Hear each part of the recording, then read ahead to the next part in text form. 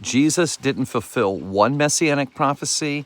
This is part two. Boy, we had a number of people coming on very, very upset and trying to say that Jesus in no way is the Messiah, but had no answers whenever we brought up the messianic fulfillments as we see in the scriptures.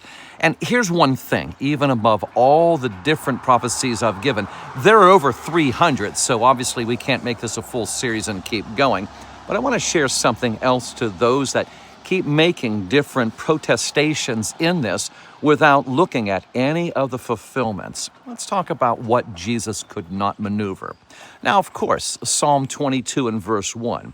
When David cries out in the spirit of prophecy, Eloi, Eloi, lama sabachthani, my God, why have you forsaken me? And Jesus repeats that on the cross, as we see in the Gospels, John 19, Matthew chapter 27 and such, that could be controlled. In other words, before I'm going to enter into the next life, I'm going to make sure I memorize this. But what about the things that he couldn't control, such as Psalm 22 and verse 18, they would gamble over his clothes, which they did. He had no control over that.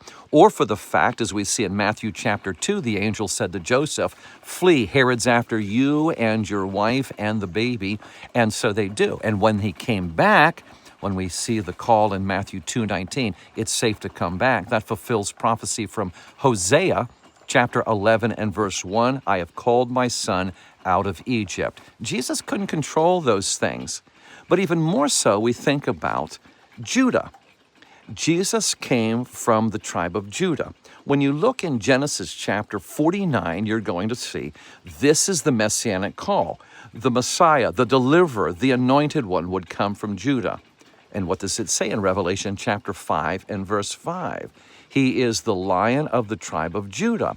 If you'd really like to do your homework, my friends, go into the family tree of Matthew chapter 1, and you're going to see all the way through the line which leads to Jesus, it's from the tribe of Judah.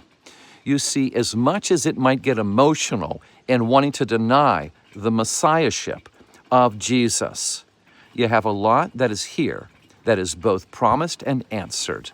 It's very important to do your homework.